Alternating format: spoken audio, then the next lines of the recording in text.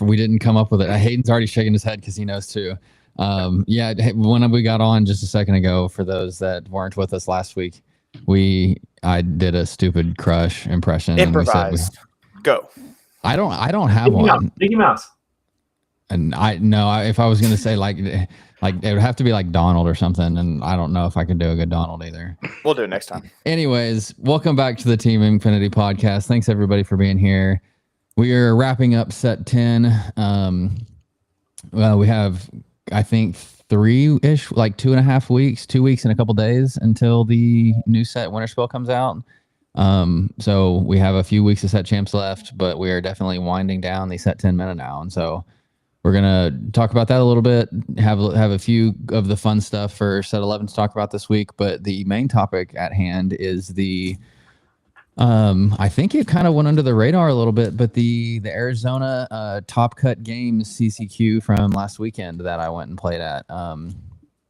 Shout out Top Cut Games. It was a very fun tournament. I think it was really well ran. It wasn't at a store. I don't know like all of the Top Cup Games lore, but I do know that they're more of like events, like TCG event, coordinator versus a like a store. But it was a great venue. It was a really cool thing to go to.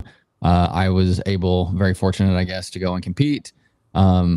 Unfortunately, fell a little bit short for the invite. I came in 4th place, but I did start really slow overall. So in general, I can't be too upset with it. I did get some DLC promos, and I'm dropping them.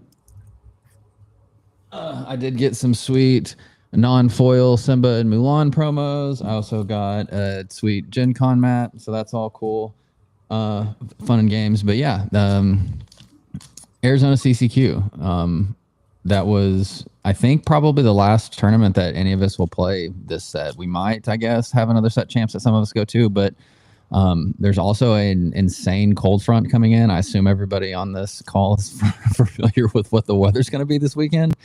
Hayden, Matt, I don't know how terrible it's going to be where you guys are. They're like 45 minutes from where we are, but supposedly Devin and I are getting like 1.5 feet of snow this weekend.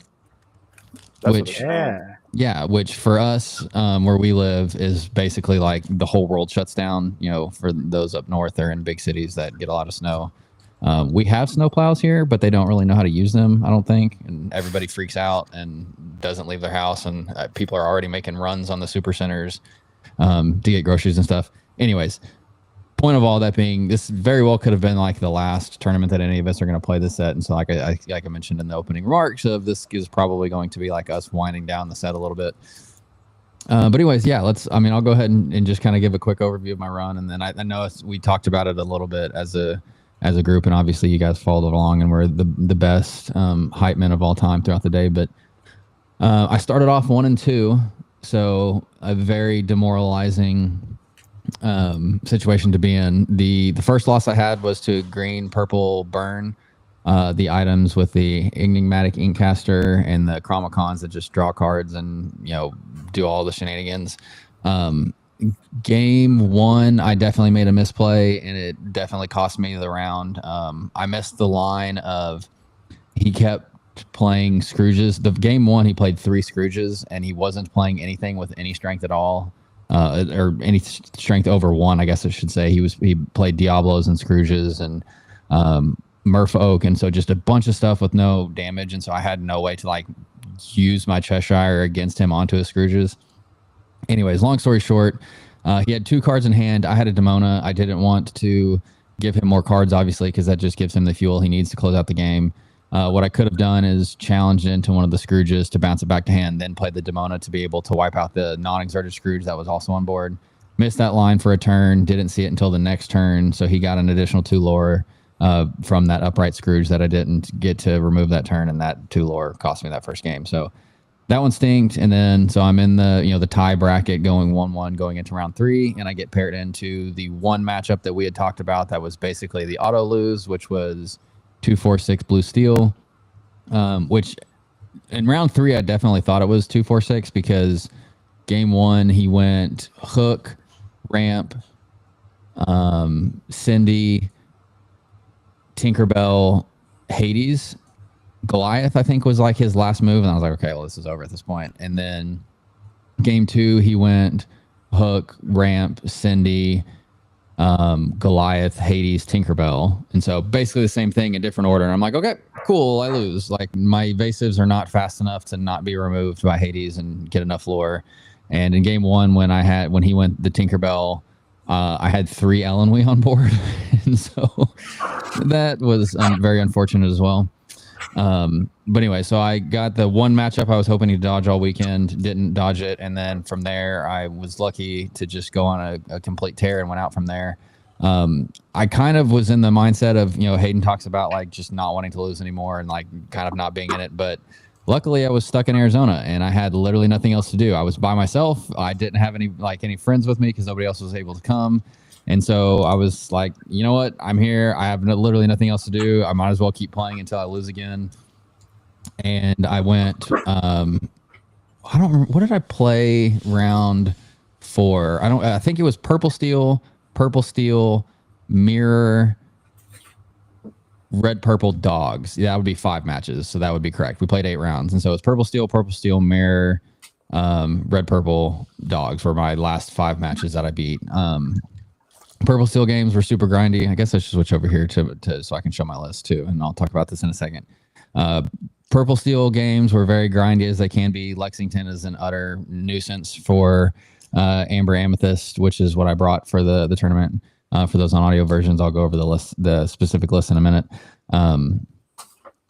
Ruby Amethyst was a little bit of a nuisance, but you just like massively won the evasive war on that one, and then the dogs matchup, Mowgli did exactly what I hope it would do and very much just won me the game, because game 1 he had 2 Chromacons in hand and I hit 1, but it was just one of those situations where he had 2 Chromacons and so he didn't have another character to be able to play, and so I was able to win off of that.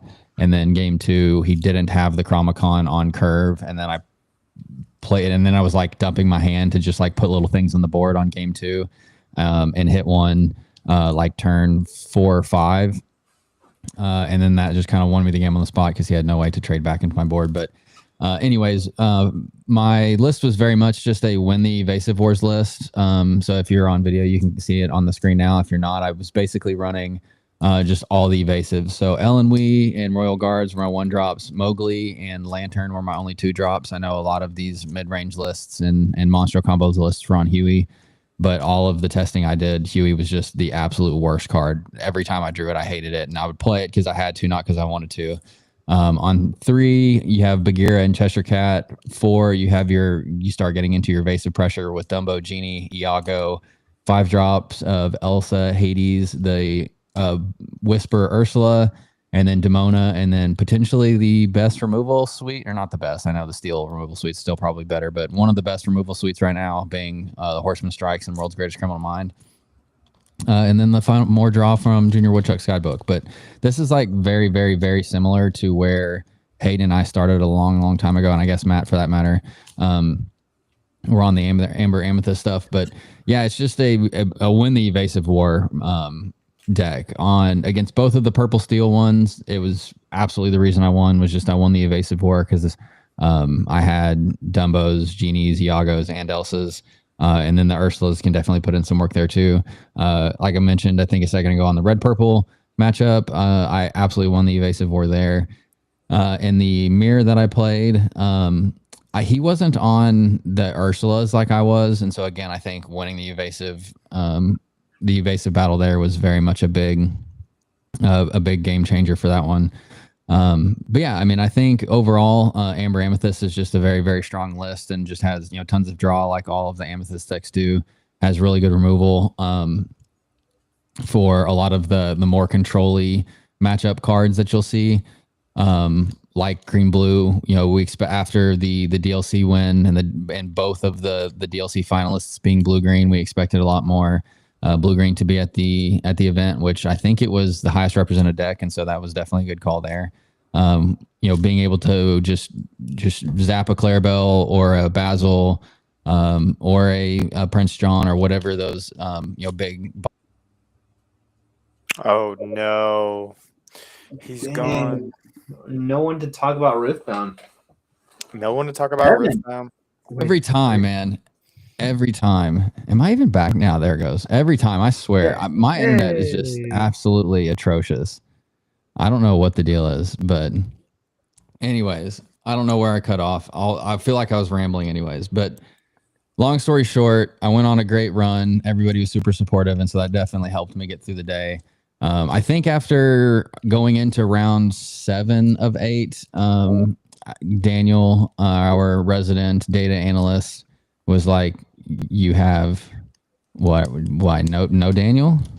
No, you said he thought you were going to get 17th. Well, he did say that. So that's what I was going to say. So at that point, he was like, I really think like you're in a really good spot to do it. And then going into the last round, there was was that 5, 6, 7? Yeah, there's a 5-1-1 person's record playing a 6-0-1 record. So somebody got paired down. And so ultimately, like, it was, if the 5-1-1 loses, then you're definitely in 15th or 16th place. And if the 5-1-1 wins, then you're probably in 16th or 17th place. Most likely 17th place. But what I think I got really lucky on to get the 16th place slot into the top cut was my tiebreakers were like very, very mid because I lost so early. But the second person I lost to did make top cut, and so that helped a bunch. And then I think what really, really helped me is 2 people that had worse tiebreakers than me won their last round match, which put those people with higher tiebreakers than me below me. And had that not happened, I probably wouldn't have made it. And so that's why he said I was going to end up 17th, was because you can't, I guess just assume that there's like 3 people below you and with the same record, and 2 of them are going to win their matches. But yeah, I got super lucky, ended up in 16th for the top cut. And then, ended up winning a couple more after that. So just to keep the ramble train going here, I played another red-purple match in the top 16, the last round of Saturday night. I think we were at pushing 9 o'clock at this point. And so it was a really long day for sure. But just won the evasive war there too, to be honest. He was the number 1 seed, obviously. So really, really good player. Played everything really well. But when you go... on the draw, I've played this matchup so much. I know you don't want your genies in your hand. You either want to go Dumbo or Iago on 4 so that they can get Horseman. And it was very obvious that game 1, he had a Horseman stuck in his hand and couldn't do anything. And so I just kind of kept value playing Dumbo and Iago until he finally was able to remove the Iago. And then lost game 2, and then game 3 kind of just on the play ran away with it because I was able to go Genie on 3, I think, because I lanterned, and then from there just kind of ran away with it. And then the top 8 match the next morning was green blue, which we had very much prepped for. And as I spoke about in kind of the deck tech section of the monologue here, Horseman Strikes and World's Greatest Criminal Mind just absolutely cleared. I basically just dumped my hand all 3 games and just drew into my removal. And once I had it, I didn't ink it and was just like, you play your bomb, I'm going to remove it and keep questing. And that's ultimately what happened. And so I think that green blue is so reliant on their ability to drop those bombs and then be able to quest out with them because they get so far behind. And if you have the ability to remove them and keep going, then that really puts them behind the clock. And if they're not able to, Clarabelle themselves back into the game, then there's not a lot of ways that they can, kind of turn that corner. And ultimately that's what I played into and was able to do. And so I was very fortunate to get that one as well. And then top 4, unfortunately, it was the same blue steel 246 player. I did see his list this time, and he was on 4 docks, 4 Goliaths, and 4 Jasmine shift lines. And so it was a little bit of an allies build. Did he end up winning, by the way? No, he came in second. So he did lose the finals. That would have been cool because we were talking about playing that deck. I know. Yeah. I mean, we did talk about it, and there was definitely a consideration, but I would really like to. I really wish I would have asked him what his Swiss matches were, because I just can't imagine having to go and beat a room of purple steel, green purple, or green blue, and blue purple. Because it's just so grindy, and I think you have the ability to close fast with Vincenzo and Hades and Tinkerbell, but you can get behind and you can just lose. And so in our top cut games, my Swiss round against him lasted, and I'm not joking, all of 5 minutes. As I kind of talked about the curve that he had out on both games, and it was just, yep, I have nothing on board, and he's got 6 lore, and I have no way to answer any of it. But I did get a game in the top cut, and I was a little bit hopeful, but unfortunately it just didn't go my way. I think I very rarely feel like I'm the best player in the room, and I very much felt like I was the best player in that room, and so that's a little bit of a stab in the heart. But nonetheless, it's really good to just have another consistent showing, another top cut finish, and kind of close out my run for the set as well. But shout out to the team again. All of the work and preparation we put into this list couldn't have been done with all of them. I mean, again, Hayden and Matt were working on this before CCS in December, and so without having the reps from back in those days on a list very similar to this, I don't think there would have been any chance in the world that I would have gotten that far either. So it's, I've said it a couple of times on the podcast. I'll say it 1,000 more times. Lorcana is very much a a team dynamic environment, at least in my eyes. Having the ability to bounce ideas and get ideas and from your teammates and other people that you look up to from a deck tech perspective or a strategy perspective or anything like that makes everything so much easier. And so having those building blocks to go off of for a tournament like this was I guess second to none. There just would have been no way for me to be able to have that same result. But yeah, again, I'll shut up. If you guys have any, I know we followed along obviously a lot throughout the day, but I don't know if you guys have any other questions or any thoughts or concerns or comments about all of the stuff from the tournament. But I was gonna say it was really unfortunate in your top 4 match. I don't think you saw Lantern on all 3 of your games. Yeah. I don't remember my mulligan on those games like to a T. I do remember that I think in games 2 and 3, like I didn't have any early game presence at all. And so I think I mulled 6 or 7 both of those games, which is very weird from a deck like this. But ultimately I'm looking for just a bunch of early pressure to just like keep questing. And I think in a couple of those games, like I even just like traded badly into his hook. But I feel like you just kind of have to do that to, to keep putting on pressure. Because again, once he gets to like, he was running Tinkerbell and Ink Runner.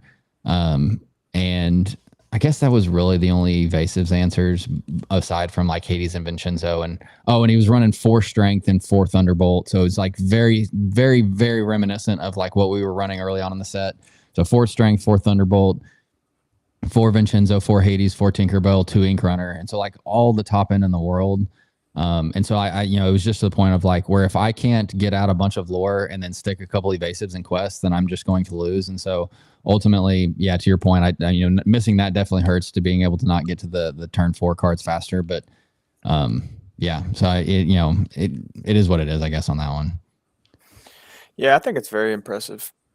Very impressive performance, especially starting 1-2, not giving up, and making it so far. I think it would have been really cool for you to get your invite with this deck. So it's kind of sad, but I know you put yourself in. I mean, it's a game of variance. We're drawing cards randomly off the top of our decks, and sometimes your opponent draws better cards than you, and you didn't have ways to win. But yeah, we try, and we put ourselves in that position, and hope for the best. Yeah, I mean, again, I was very much hoping that he would be on the other side of the bracket, and in the finals, I could have played the other 2. The other side of the bracket was Purple Steel and Dogs, which I had beaten fairly handily the day before, and so I felt really good into those. Unfortunately, yeah, that's just again, kind of how it works. And had I, not made that misplay in round 2, maybe I would have avoided him, and then I would have been, the top seed and would have been able to go first and had like a little bit more leeway. But yeah, I mean, ultimately at the end of the day, it's a really strong way to finish off the set. I think we all had a really memorable set from all of the stuff that we did this time. So kind of jumping away from just this event, but at the very beginning of the set, we played in the sharp 10K, and 4 of our team members topped on blue steel. Then, going on to Vegas, CCQ played Purple Steel, came in 18th out of 400. So a decent showing there. Going to CCS, playing Blurple, making not a top cut, but, getting more points for their qualifier. You got top 16 in that, right, though? No, that was the last one. This one, I was like 40th. Oh, okay. Yeah. Because I wanted the 20 points so I could like really solidify my place in the CCS. You're probably Invitational. locked, I think. Yeah, I mean, I'm definitely close. I was actually looking at it today. There's 80 the top 80 are invited from 80, the top 80 points, but that is obviously going to exclude the people that have auto invites from being in the top 8 of each of the 4 qualifiers. And so just after the first CCS, I was in 12th place, but 8 of those have automatic invites. And so I was technically in like 4th place of just the points. And so add on a couple more points on top of that, and I'll probably still be in the top 25. Okay, so they're only taking the 80 with points. They're taking the top 80 from points. They're taking 32 from the top 8 from each of the different invitationals. They're taking 80 from the top points, and they're taking 16 from LCQ pods, I would assume, the week of the invitational. So yeah, the top 80 from points. Okay. So yeah, you guys are all, I think, on the board to be going again. So you need to go get some points for you, because I think you were in like 40th or something after the first weekend. Yeah. You would think though that if people get like multiple invites, and they would just go back further into the leaderboard, right? Because it like goes to 128. So maybe there's not going to be a need for LCQs, right? Like, well, no, because they're going to take the top 80 with points. And so, yeah, to your point, like maybe, if I would imagine at the end of it, there's going to be, again, 32 people that will have auto invites from being in the top 8 of the 4 different qualifiers. And I would imagine those 32 people are going to be in the top 80 of points. And so then they'll just go down to like the 120th spot for those 80. And then the last 16 will still go to the LCQ. So yeah, I imagine there will be 32 pass downs, quote unquote pass downs, because those top 32 players will be in the top 80 points when it's all said and done. If somehow I don't I think I'll be okay. Like playing at the next couple, if I just get some points, I think I'll be okay. I think you will be too. But as long as I can finish like top 50, I think I'll be okay. But even if I don't, I would probably go to the LCQ for the 50K, just because it's a 50K. Yeah, and then we all need to be. I need you guys with me too. So yeah, anybody that wants to be with the LCQ pods. But anyways, all I'm trying to, we got a little bit off track there. But all I was trying to say is, I think me personally, I feel like I had a I don't want to say a breakout set. I feel like that makes it way too pompous. But I definitely don't always have the most confidence in myself. And so just having everybody hype me up the set and having a lot of consistent runs has definitely helped my confidence, and it feels like I turned a page on you can really see progression as you're a new player. It's like, hey, I kind of like learning the rules, and like, hey, like I very much like I'm starting to understand the strategy. And then it's like, hey, like I, am understepped being able to like read the game and read the meta and read the room and things like that. And it's been a while since I really felt like I've been able to like turn another page and like really feel like I'm to the next level. Yeah, and I feel like I really did, like starting to like read the pace of games a lot better, and starting to be able to like being able to like manage boards and like understand the resource game a bunch. I think this set was so like dependent on the resources that you had available to you from a board perspective and a hand perspective, and so being able to like really build and play around the resource game, like sub game within the game, if you will. So that it was just very, I guess, rewarding to see all of that. And again, just shout out to the team for everything that they've done this set, and really enabled a lot of that, because without all of the testing, everything we've done, I don't think that we would have gotten there. But anyways, all that to say, it was a great set, and just kind of reminiscing again on all of our runs, because I think as a team too, I think we really hit our stride in our leveled up like our ability to practice together and to to deck tech together and to really like define the meta. Because I think the joke for us, like internally, for the first 6 or 8 weeks of the set was predicting what was going to happen. We all played blue steel first week because we knew that was going to be there. Then we knew purple steel was going to take over, and then Hayden was like, okay, red purple is going to be the thing for Vegas, and he was right about that. And then after red purple, it was amber, it was amber amethyst, and so he was right about that one with Zan and the Monstro combo. So I think we've just done again like a very good job of proving ourselves that we know what we're doing and being able to have confidence in our abilities going into these new sets, which again, coming up on set 11, I think is the next big thing that we need to be preparing for. So I'll go to you, Devin. What was your highlight of the set? Not necessarily, it doesn't have to be personally, just whatever, like the most memorable moment that you can look back on from good old God, what set are we in? Whispers in the Well. Whispers in the Well. Man, for me, I think I personally didn't have that excellent of a season compared to some of the other ones. But I think one of my highlights was probably cooking detectives up with Matt. I think that was definitely a good one. Was able to do pretty decent with the set champs. I thought it was going to be great into Richmond, and I think it was close. I think it was close to where things would have been way better for me. But yeah, just kind of fell a little bit short there. And then just getting to cheer on everybody else who's had all these great performances. A lot of the team did well at the Sharp tournament. You've had some runs, and I thought you were going to make it in Richmond. You're close there too. But yeah, I think it was a little bit more of a mild set for me, but it was good to watch everybody else cook. Hayden, what was your most memorable thing from the set? Definitely winning those 10K. I mean, that was like... Figured that would be your answer. Yeah. Checks out.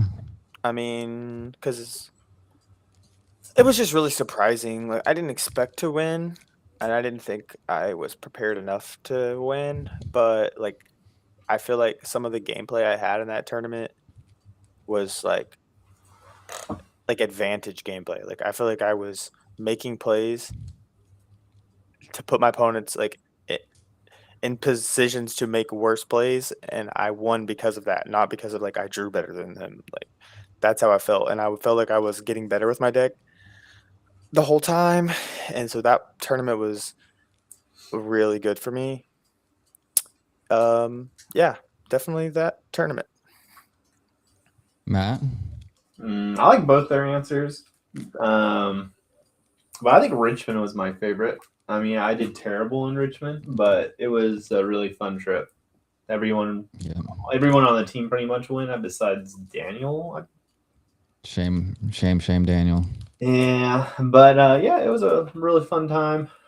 Got to hang out with everyone, and I mean, yeah, I feel like Blue Steel was probably the deck I liked playing the most this format. I mean, Hayden's deck, me and Hayden worked on that deck, and then I worked on the detective decks with Devin. So, I mean, yeah. I mean, I think it's just really cool seeing stuff that we put together without input, without outside input, and then that ends up being good enough to do well. I think that's really exciting. Just the Blue Steel deck at the beginning, with just our internal practice, we were just this is way too good into what everyone else is playing right now, and until they fix their decks, we're going to play this. And eventually they did fix their decks, and Blue Steel kind of fell off. But at that snapshot of the meta, based on what everyone was playing, that was the best choice. And so that's a good point to see how metas develop. Obviously that deck right now, it did well at the LCQ you played at this event, but it's probably the 6th, 7th, 8th played deck right now. Yeah, so I think that's really fun. And then you took Amber Amethyst. Imagine if I would have told you at the beginning of set 10 that you were gonna top 4 a CCQ with Amber Amethyst mid range. I mean, we can even go a step further and cook me on the fact that I don't remember what episode it was that we were recording, but like right after the fact, I remember like, you're going to play Amber Amethyst. And I was like, no, I'm not. And he's like, yes, you are. And I was like, no, I'm not. And then you cooked a list and played it. And I was like, fine, I'll give it a chance. And then I was like, wait, this is like really cool. Mhm. And we got really, really close. And we've talked about all that, but yeah, that honestly was the most rewarding thing to me of us basically, and not even like me personally, but I think just across the team. I mean, Mo is obviously Mo, and he will always do his thing with green purple. Like he completely cooked up the green purple meta this set. Obviously, there's like the burn version that's like very much. I don't want to say a gimmick because there's definitely like it has had a lot of success in it. I think there was one that topped at the CCQ that I was at too. So like I mean it's had flashes of success, but Mo has made his stamp on green purple. We had a lot of the blue steel stuff. You cooked up the amber amethyst stuff. You were ahead of the red purple train. Devin and Matt on the detective stuff. I think that was the most rewarding for me, is again to just see the confidence I have in us build to know that we can come up with very great meta calls and be ahead of the game. Having that confidence is such a key aspect, because I don't know, anybody that's like, ever played sports or, something like that. Like I've always just been very competitive growing up, and you like hit the, the flow state as they call it a lot of the times. And just like, you don't second guess yourself.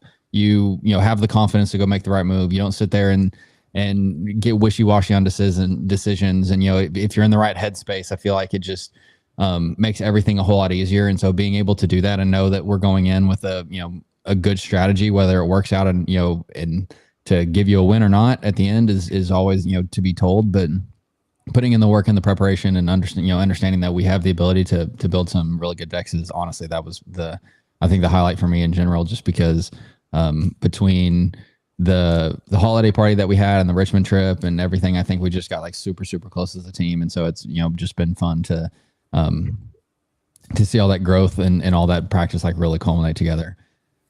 But yeah, I think that kind of wraps up all the set 10 stuff. Is there anything else that like, or no, I did have one more question, and I hate asking this question because I think the answer is all going to kind of be the same at this point. Because of, everybody's going to, remember the DLC stuff. But my question was going to be is what was the most like memorable deck from this set? And I think green blue is like probably the answer. One, because of the Richmond win. But yeah, I'm curious if you guys all agree with that, or if you have other answers at what's the most memorable, or will be like, if you like looking back in a year from now, like looking at this meta, like what are you going to remember the most? Yeah, like last set is the blurple set, right? Sure. Yeah. Sure. Yeah. I think it's Amber Amethyst. I think it's Monstro combo set. Like, I think so too. I think people are going to look back at this format and think of Monstro combo.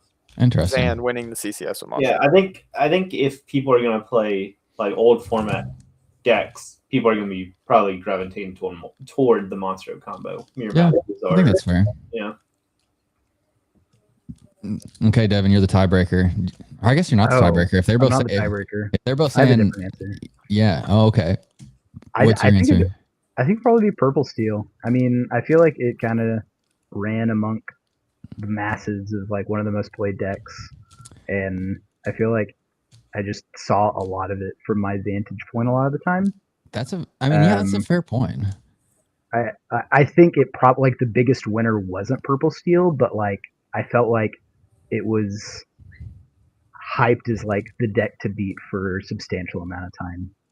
Yeah, that's a good point. I mean, how often in different metas have like the top meta share deck like not been the most recognizable? Like if like we don't, like if you go back to like the Bucky / green steel discard days, like that's what you're thinking about. And then, you have like the item Sisu shark days, and that's, everything that you're thinking about.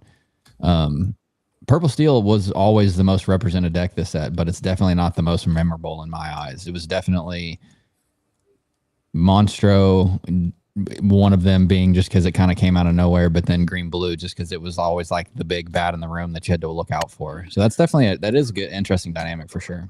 Yeah, to me, I think it's just going to be remembered as the Cheshire Cat format. I mean, For sure. to be honest, yeah. I mean, I know we've joked about that a lot, and I think Devin's had a few nightmares over Cheshire Cat. Or just purple. I mean, every single purple deck Yeah. is playable right now. Yeah, Yep. I think that's fair too. And I forgot to do it because I got sidetracked. But I said we were gonna review our initial ink tier list here and see how badly or how good we did from the first episode this set. And it's funny because the people on this first episode of the set is us four. So Oh, that's cool. yeah, let's. I think we did pretty good because we got all the purple decks, I'm pretty sure, in the high. No, we did terrible. I have it pulled. I have it pulled up now. Let me full screen this. Yeah. Are you guys ready for Amber Amethyst, the most memorable deck to be in the bottom tier? Because that's what's about to happen. Yeah. Okay, yeah, it's not going to show it full screen. That's fine. Let's. But listen to this, Devin. If we hadn't have put it in the bottom tier, I would have never played mid range. Zach would have never played mid range. Oh God. Okay, so for the audio listeners, yeah, I mean you're right. Because you did it as a meme to start off with. You're like, well, I'm going to make this good now. But yeah, so to recap our day one Whispers in the Well ink pair tier list, we had Purple Steel at S tier. We had Blurple, Blue Steel, and Green Blue at A tier. Amber Steel, Lemon Lime, and Green Steel at A tier. We had Green Purple, Ruby Steel, and what are we doing on Amber Sapphire on B tier? C tier is Ruby Sapphire and Ruby Amethyst, and D tier we have Christmas, Condiment / Ketchup and Mustard, Ruby Amber, and Amber Amethyst. It's So honestly not that bad. it's not terrible for sure. I mean, I would say I don't want to like go through and like re-rank everything and do all that, but I'm saying like Amber Amethyst is definitely out of order. Ruby Amethyst is definitely out of order. And then like the steel decks are probably a little too high, but in general, everything else is probably like more or less like in the order that you would want it to be. Yeah. So I don't think it's like crazy by any means, but I think we definitely overvalued Thunderbolt, probably. yeah, That's probably one of the things. Devin says no. It's a great card. I mean, it is a great card, but I think we overvalued it slightly. That's probably why the steel decks are so high. I'm just trying to look back and think, like, why are all the steel decks so No, high? you're definitely right, because if you can remember us from the beginning of the set, there's more interaction. You know, we went through a fabled meta where there was zero interaction like whatsoever, and Thunderbolt seemed like it would be some of that you needed. But like looking back at it now, Thunderbolt is a nerfed Zeus, and we got a stat buff across the board. And so like that kind of in hindsight probably should have been kind of obvious. That's like, hey, our removal card got worse and our characters got better. And so that equals like a very mid removal card now. But I think it's perfect, like then design wise. Like I think Yeah, that but it's card's, like, fine. perfect. Yeah, it's fine. Yeah. Don't forget Yeah. the deity buff. Yeah, I love when they put a little extra lines of text. How on cards. often has that come into play? It came into play for Devin and I in top 8 of that 10K? Hey, I have bad news. I wasn't in that. Yeah. Cody? It's Cody. Yeah, it was Cody. Sorry, I was looking right at Devin. Wow. I did that earlier, the opposite though. It's fun to the same person. Yeah, but Cody boosted his Hades and swung into something for 5 against Sure. me. Felt I mean, really it can happen, and I'm not saying it would never will, and especially as more cards get printed and it does have more options to have that synergy with. But I think in general, the thought process behind that is again, there are so many like 4/6, 5/6 bodies that it just doesn't quite hit, or even 5 strength bodies like Tinkerbell. You're not taking out a Tinkerbell like you used to be able to with Zeus. That I think we definitely overvalued it, and like Green Steel and Amber Steel, I think probably are B tier at best now. And I think probably some of that is just again overvaluing Thunderbolt. But yeah, I think the biggest misses were just Ruby Amethyst and Amber Amethyst. But aside from that, I think we're definitely like in line where everything kind of like shook itself out. So Next set, can we the episode where we do the tier list? Can we do like a top 10 new cards list? I think that would be fun. We used to do that. So before the team stuff, when it was Jake and I, we did that a lot. Actually, speaking of, real quick, there was like 5. I wish I remember everybody's name. If I talked to you in Arizona, and you said you listen / watch, I appreciate it. I had so many people say that and then ask about Jake too. And so it's just really cool to see like so many people that have been listening / watching for as long as they have. And so probably should try to get Jake back on here. I actually talked to Jake today and he was super hype about the reveals. And so he said he wants to get back into it again and start playing some more. So hopefully he can come back at some point and be back involved. But anyways, yeah, I think that's a good place to end. And Matt, does your cat have any thoughts there or any meta discussion tips or tricks? No. She's just Cats are the best. green purple player. She's brain dead, doesn't think about her plays. Stealing the show for sure. Okay, well, I think that wraps up then the set 10 talk for sure. But I don't want to end there because the reveal season has definitely started, and so I want to give everybody a quick pitch to watch next week's episode, because we're going to dive in deeper to the reveal season stuff. But I did want to touch on a few things this time to just kind of get the ball rolling in that degree. We have the promo kits for God, what is I'm Winterspell. God, I'm like so all over the board on the set names right now for Winterspell. And we have all the cards that are going to be in the set. We obviously have those new releases, but we also have a new look and feel for them too. So that's kind of crazy. They're very different cards now. They're not just another card with a little bit different of a border or whatever. Kind of, the last couple sets I think have had a little bit different of a foiling, or isn't just the same card with a different symbol. Like these are completely different cards now. So that's pretty cool. I think overall, it's gives people a lot more incentive to go back and get some league promos and go do the weekly plays. But yeah, what are your thoughts on just the overall league kits and looks of the cards and the new promo style? Go, Devin. Matt starting. No, go Matt Devin. Starting. Go, Matt. I think they did a way better job.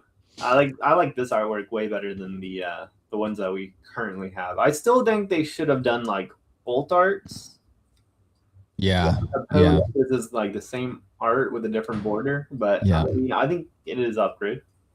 Yep.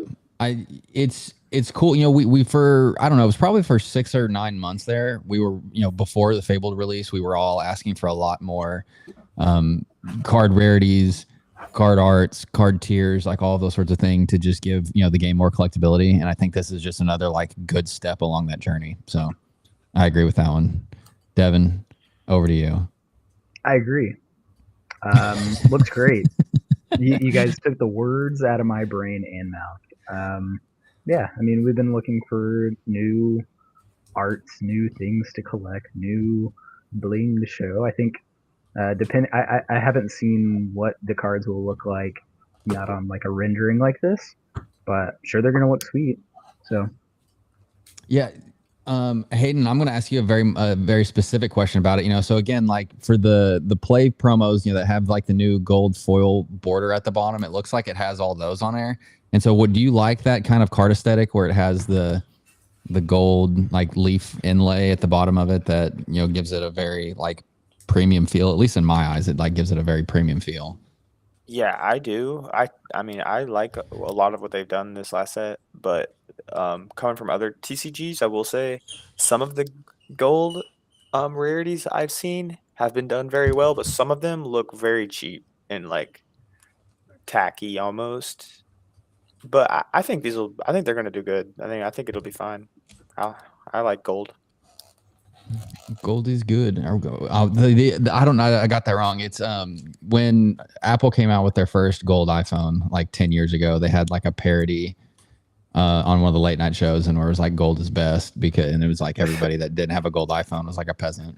I don't know why that just made me think of that, but But yeah, I like all the league kit stuff. Again, I think just having more, like reasons for other people outside of just like the hardcore players to get into the game is going to be strong. So having, more collectability is going to be good. And then on top of that, we got more info about future sets as well, and some more cards from Wilds Unknown, which is set 12. So we haven't seen the Merida card yet, but pre-Team Infinity, Jake and I very much hypothesized that Merida would be one of the people that would kind of transition into Pixar, because she's an official Disney princess and the only Pixar official Disney princess. And so kind of cool to see that we called that one right.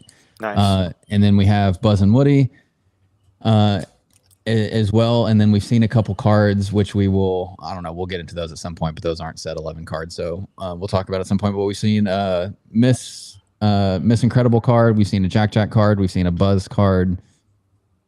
I'm trying to think if there's any other of the other ones, but I don't think so from Wilds Unknown. But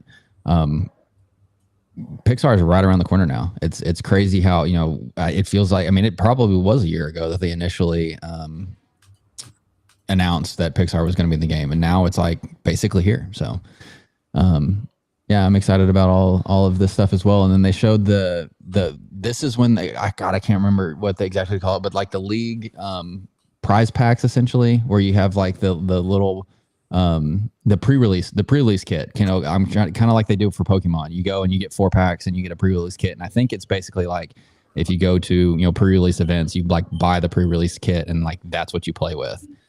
So cool to see like more focus on that then as well. I like the art. I like the Buzz and Woody art. I think that's pretty. Yeah, I mean, Buzz and Woody are going to be massive, like have to have some massive influence on some new people into the game, right? Like Buzz and Woody are just massive draws, like Mickey and Minnie or any of those other iconic characters that people just love. I know Matt said like he's super excited for Toy Story, and so people that just like Toy Story like that are going to be, I would hope, get involved with the game from there. So say, there was one negative thing about the league kits. They're getting rid of the pins, right? Or did they already do that? Well, we see a pen, a Sapphire ink pen for Winter Spell kits. So if I thought the same thing. I thought they were getting completely rid of it, but maybe I was wrong, and maybe I remember they're just getting rid of the character pens. But since they only have one pen now, I could be very wrong about that too. Oh yeah, we do have a new Tiana card down here for the lore counter too. We haven't seen this one released yet, but I know a lot of people have wanted new Tiana cards. I like the art on that too. I think the art on everything looks good right now. I hope it's still cold when we have the whole set. I know. I think it'd just be nice to be cold and play with cold looking cards. True. Oh yeah, that's fair. Okay, and then to wrap this one up here, Hayden sent me a Ruby Steel list to go for set champs. Again, I know there's only a couple weeks left of set champs, but we actually have had quite a few people ask about him. And so just to get this one out there for anybody that might be interested. Wait, in Hayden's on the release date of this, when set championships be over? No, because this is going live tomorrow. Oh, so there should still be, I think there's still 2 weeks left of set champs by the time this goes live. But yeah, this deck I think it's really good. I've won like 10 best of 3s in a row or something with it. It has like ways you can beat all the matchups, I think. Into the blue decks, you could do really fast curves, like a 1 into a 2 into a 2-1, or into 2 2s on 4, or sometimes you play like Diablo medallion weights on 4, and you get to like play the game at like whatever pace you want to. Kind of like sometimes you just are racing and trying to keep Dock in your hand and you race against the blue decks and you just try to like throw lore at them until they die. But then sometimes against the purple steel decks, you get to play on the board with them and like use your Mushus and your Plutos to like gain lore that way, and use your medallion weights and your Queen of Hearts to like gain resources that way. It also has power line, and it has 4 strengths and 3 thunderbolts. So you typically start the game like with a pressure and like ahead on the board, and you get to kill Cheshire Cat. So it's pretty good. It's very fun. If you want to play something different, I would recommend trying this. It's pretty easy to play for the most part. I also tested this deck and I put 2 mines in it, and I think mines has a place in this deck as well. Yeah, Ooh. mine seems good. Yeah, that has kind of fallen out of favor. I mean, locations in general have kind of fallen out, but that would be a cool thing to reconsider again, just to throw a curveball at your opponents and like Matt make them figure out how to deal with.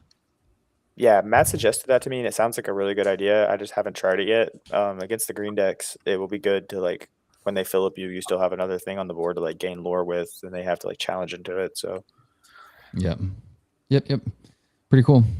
Okay, any other final thoughts before we wrap this one up? Nope. Okay, well, that will be probably the end of our set 10 discussion then. Like I said, next week, make sure to join because we're going over all the releases that we've had up until this point. And then after that, we're probably going to jump into, some early meta talk, and then we're getting into like the very early release of set 11. And I'm going to Ghent, and the rest of the crew is going to CCS most likely.